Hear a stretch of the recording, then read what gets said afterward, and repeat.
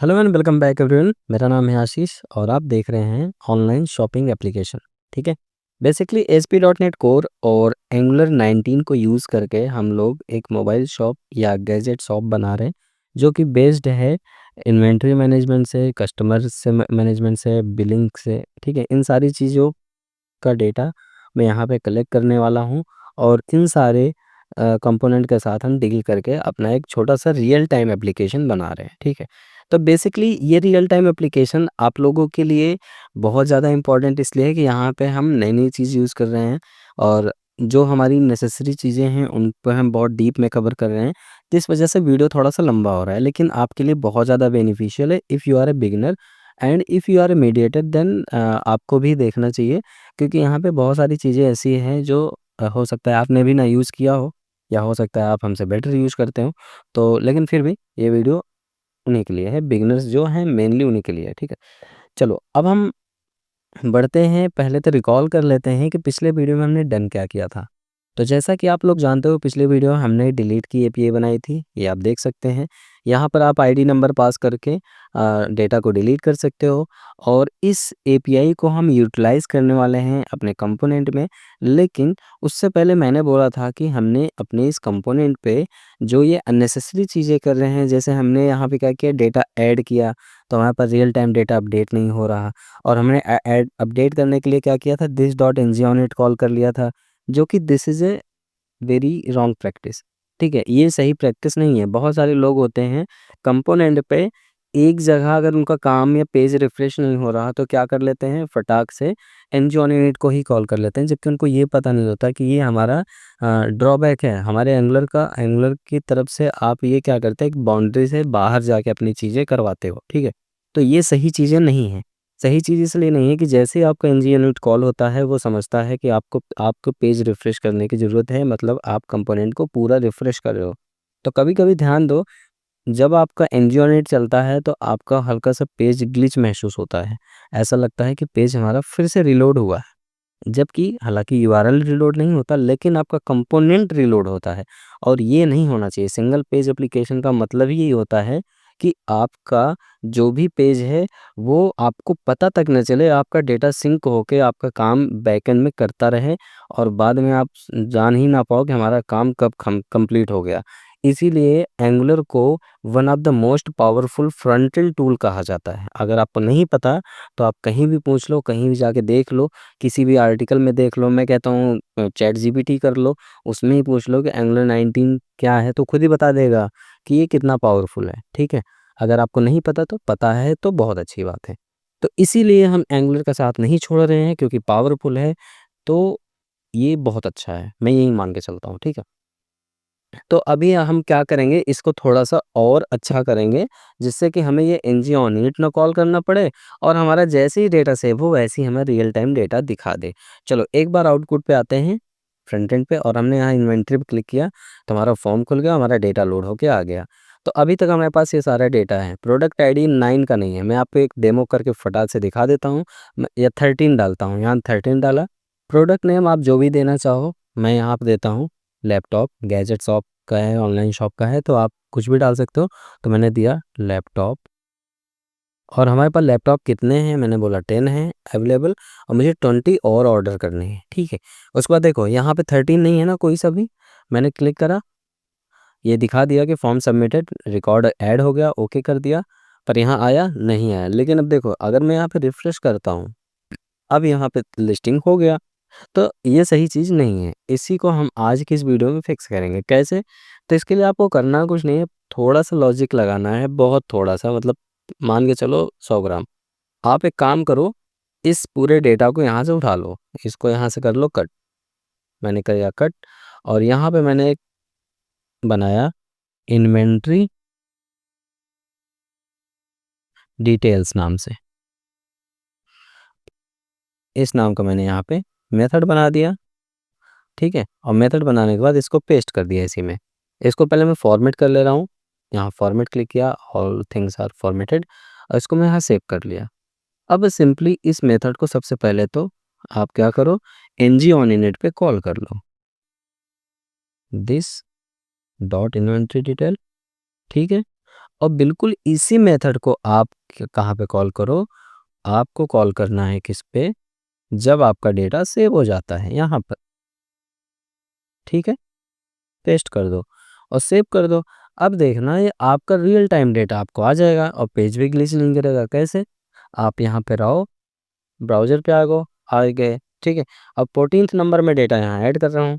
अब मैंने दिया MSI का लैपटॉप मेरे पास कितना है, MSI लैपटॉप, तो मैंने बोला भैया मेरे पास 30 अवेलेबल है और मुझे 10 की रिक्वायरमेंट है, ठीक है। अब देखो 14 यहाँ मैंने जैसे सबमिट पे क्लिक किया, यहाँ अलर्ट आया, ओके किया और जैसे ओके किया आप देख सकते हो लास्ट में डेटा आपको दिख गया, ठीक है। तो इस तरीके से आप मतलब बहुत छोटी सी छोटी चीज़ को थोड़ा सा लॉजिक लगा के, थोड़ा सा सोच के आप कर सकते हो। आप फटाक से किसी से पूछो या किसी कहीं गूगल पे चले जाओ आर्टिकल देखने लगो, ये सही चीज़ नहीं है। आप थोड़ा सा लॉजिक लगाओ कि जब ये ऐसे वर्क कर रहा है तो इसको हम और कितने तरीके से फाइंड आउट कर सकते हैं, ठीक है। तो इससे क्या होगी, आपकी प्रैक्टिस बिल्ड होगी, ठीक है। तो बहुत हो गई बकैती। अब हम बढ़ते हैं नेक्स्ट पॉइंट की तरफ। तो नेक्स्ट पॉइंट में है ये जो हमारा डिलीट बटन है, इस पे हमें करना है काम। तो इस डिलीट बटन पे काम करने से पहले हम एक काम करते हैं कि अपने HTML पे आते हैं और एक सेकेंड, इन्वेंट्री HTML ये रहा, ठीक है। HTML पे आ गए और ये जो डिलीट है यहाँ पर हमने दिया कि भैया एक काम करो, एक क्लिक इवेंट फायर करो और इस क्लिक इवेंट में ऑन डिलीट मेथड कॉल करना है मुझे। अब इस ऑन डिलीट मेथड के अंदर भी हमें कुछ पास करना है, जैसे ये इन्वेंट्री है, इस इन्वेंट्री को मैंने कॉपी किया, डॉट प्रोडक्ट आईडी चाहिए हमको इसकी, मैंने ये लिखा। अब इस मेथड को मैं करता हूँ डिक्लेयर अपने टाइप स्क्रिप्ट फाइल में। तो मैं यहाँ पर आया और जैसे ये सारे मेथड लिखे हुए हैं इसे जस्ट ऊपर लिख दे रहा हूँ, पेस्ट किया, पेस्ट करके पैरेंथेसिस एंड इसके अंदर मैंने एक आर्गुमेंट वहाँ से मांगा है, तो यहाँ पे भी मुझे डिफाइन करना पड़ेगा कि प्रोडक्ट आईडी एनी हो सकती है। अब यहाँ पे आपको एक बार दिखाता हूँ अलर्ट करके कि हम वहाँ से भेज रहे हैं जो प्रोडक्ट आईडी क्या वही है। सेव किया। अब देखो एक बार चेक करते हैं कि क्या हमने जो डिलीट बटन पे क्लिक करा है। अब मैं 11 नंबर आईडी पे मैं डिलीट पे क्लिक करता हूँ। जैसे मैंने क्लिक किया तो लिखा है डिलीटेड, लेकिन अनडिफाइंड लिखा है यहाँ पे।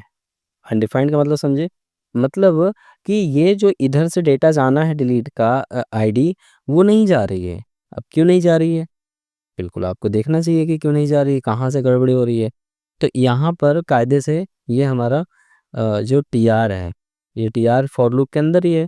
हमारे पास इस इन्वेंट्री के अंदर ये प्रोडक्ट आईडी आनी चाहिए, इसलिए नहीं आ रहा क्योंकि देखो यहाँ प्रोडक्ट आईडी हमारा कैपिटल से P है, यहाँ पे स्मॉल लेटर में है, तो ये कन्फ्यूजन है। अब इसको अगर सेम आप कर दोगे तो अब आप सेव करके एक बार डिलीट पे क्लिक करोगे तो आपको एग्जैक्ट आईडी मिल जाएगी। कैसे, चलो करके दिखाते हैं। डिलीट पे मैंने क्लिक किया, देखो लिखा था ना डिलीट 11, मतलब 11 नंबर आईडी को डिलीट करना है। बहुत बढ़िया।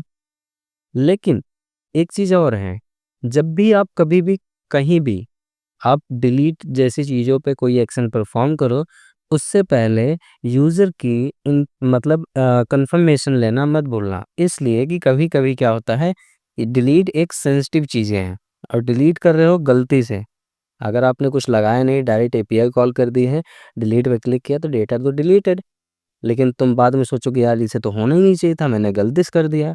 तो इन सारी चीज़ों से बचने से पहले आपको एक कंफर्मेशन लगाना चाहिए, एटलीस्ट यूज़र को अलर्ट करना चाहिए कि भैया आप श्योर हो डिलीट करना चाहते हो या नहीं करना चाहते हो। तो उस चीज़ को यहाँ हम इम्प्लीमेंट करने वाले हैं। कैसे, हम इसको किए कमेंट और यहाँ पे लिए लेट छोड़ा const is deleted is delete is equal to confirm, और कन्फर्म में लिख दिया do you want to delete,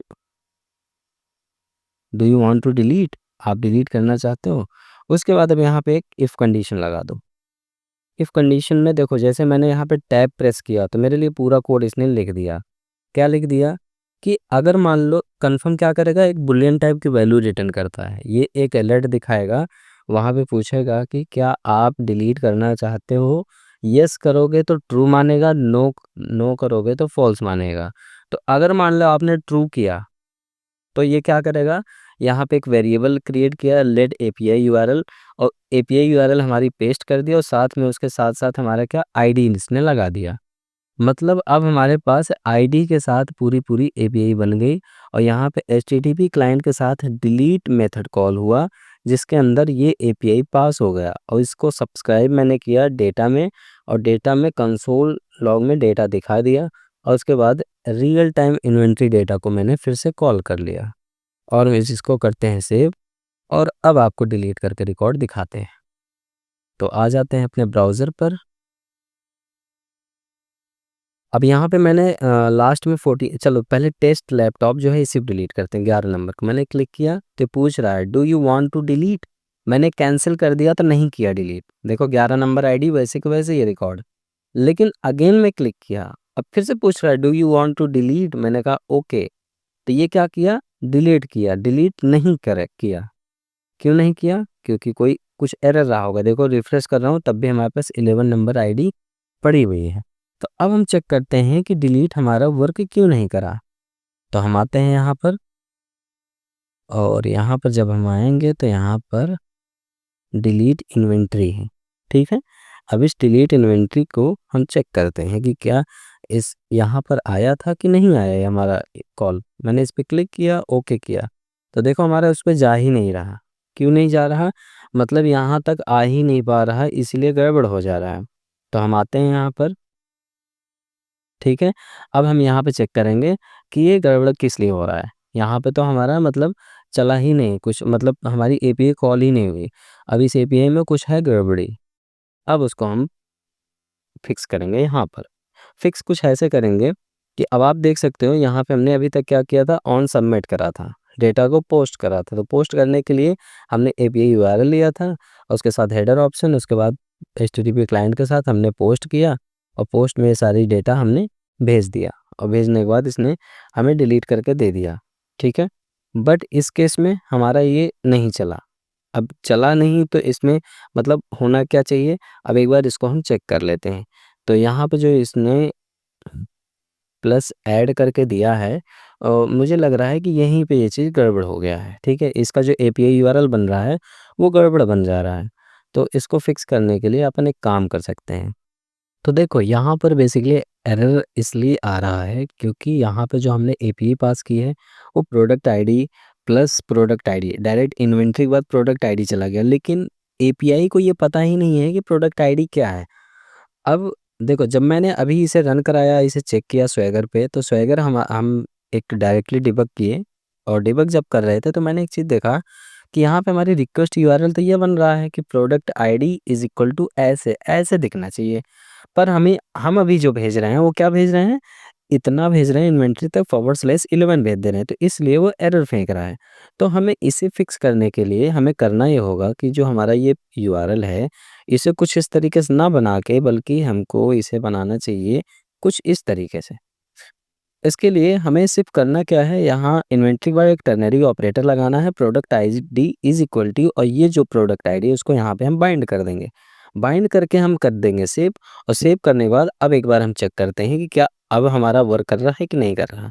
ठीक है, तो इसे यहाँ से करते हैं कैंसिल।